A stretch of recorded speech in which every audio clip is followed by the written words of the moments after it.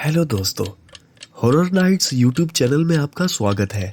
दोस्तों, हम देख रहे हैं कि आप कहानी सुनते तो हैं पर लाइक और कमेंट नहीं करते। अगर आपको कहानी अच्छी लगी तो लाइक करें और कमेंट्स में बताइए कि आपको कैसी कहानी सुनना पसंद है ताकि हम आपके लिए वैसी कहानी ला सके। चलिए अब बिना टाइम वेस्ट किए कहानी शुरू करते हैं। विशाल की उम्र अब 40 साल थी और वो अब दूसरे शहर में नौकरी करता था। उसको नौकरी करते करते काफी साल हो गए थे और अब उसने अपने गांव में जाकर खेती बाड़ी करने का सोचा। नौकरी से सेव किए हुए पैसे लेकर वो रात को अपने गांव की ओर चल पड़ा। रात काफी हो चुकी थी।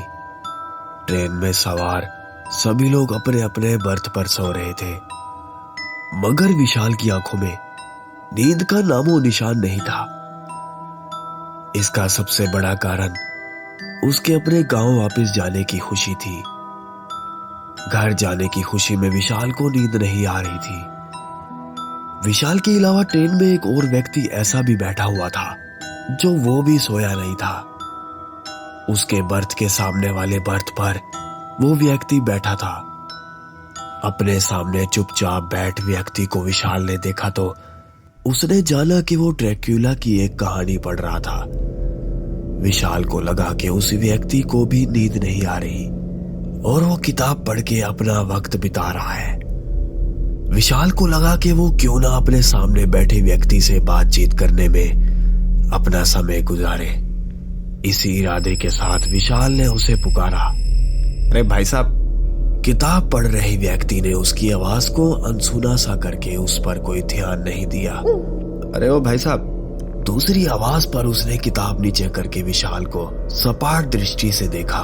उसके चेहरे पर भी सपाट भाव ही थे। ये देखकर विशाल ने संकोच के साथ बोला, अरे भाई साहब, मैंने आपको कहीं डिस्टर्ब तो नहीं किया? नहीं, सामने बैठे व्यक्ति ने सीधा सा जवाब दिया। विशाल ने मुस्कुराकर उससे बातें शुरू करने के लिए बोला, अच्छा, आपका नाम क्या है? सामने वाला व्यक्ति बोला, सूर्य प्रताप।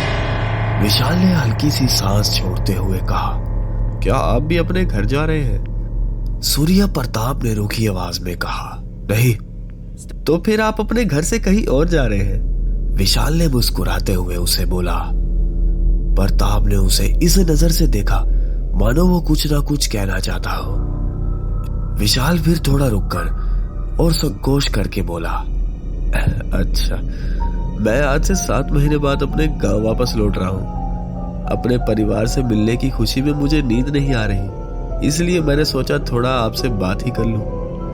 प्रताप ने इस पर कुछ नहीं बोला। प्रताप के हाव भाव से साफ जाहिर हो रहा था कि वो बात करने के मूड में बिल्कुल नहीं है।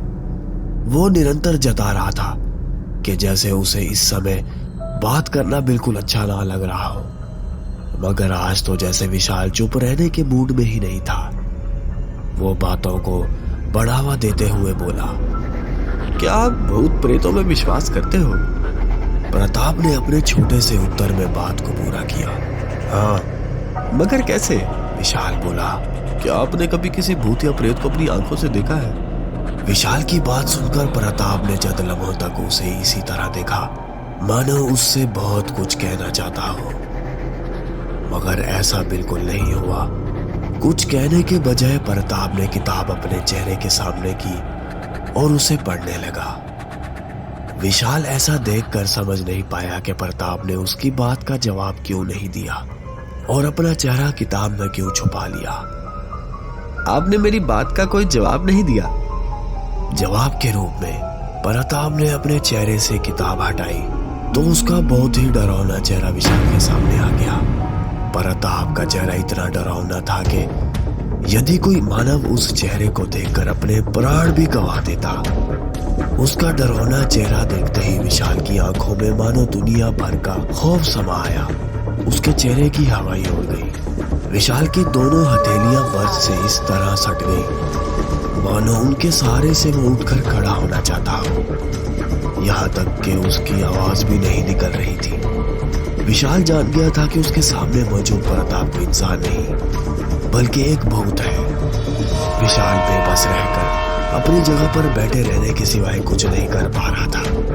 उसके सामने बैठा डरावने चेहरे और लंबे लंबे दांत वाला भूत एक डरावनी आवाज में बोला, अब तुम्हें विश्वास हो गया कि आज के समय में भी भूत प्रेत जैसी चीजें होती हैं। क्या तुम सच में भूत हो? विशाल ने कांपती हुई आवाज में पूछा।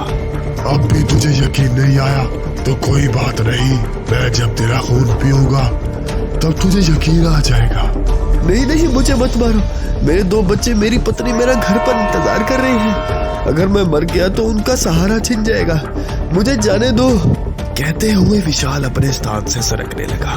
वो भूत उसे देखकर मुस्कुरा रहा था। विशाल भागने के चक्कर में अपने स्थान से फुर्ती के साथ उठा और दौड़ पड़ा। उसी समय भूत ने अपनी जगह पर बैठे रहकर दाहिना हाथ उठाया। उसका हाथ इतना लंबा हो गया, वहीं बैठे रहकर उसने भाग रहे विशाल की गर्दन पकड़ ली और उसने अपनी तरफ घसीट लिया। विशाल चिल्लाया। उसकी आवाज सुनकर ट्रेन में सवार सभी यात्री उसके पास चले आए।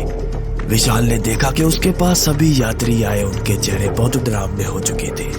अब उसे समझने में ज्यादा वक्त नहीं लगा कि ट्रेन के उस डब्बे में सवार सभी यात्री भूत हैं। आहिस्ता आहिस्ता विशाल को चारों ओर से भूतों ने घेर लिया और सभी उसकी ओर बढ़ने लगे। भूतों के बीच फंसने के बाद डर के कारण विशाल को हार्ट अटैक आ गया। इसी के साथ सारे भूत विशाल का खून पीने के साथ साथ उसकी बोटी तक पहुंच ली। तकरीबन आधे घंटे के बाद ट्रेन जब स्टेशन पर पहुंची तो जब लोग उस डिब्बे में चढ़ने को हुए तो उन्होंने पूरे डिब्बे में खून ही खून पड़ा देखा और साथ ही विशाल का आधा सर पड़ा मिला। लोगों ने घबराकर पुलिस बुलाई। कई दिनों तक छानबीन के बाद विशाल की बीवी को उसके मरने की खबर मिली। चैनल को सब्सक्राइब करें और बेल आइकन हिट करें ताकि हमारी हर आने वाली वीडियो आप तक पहुंच सके।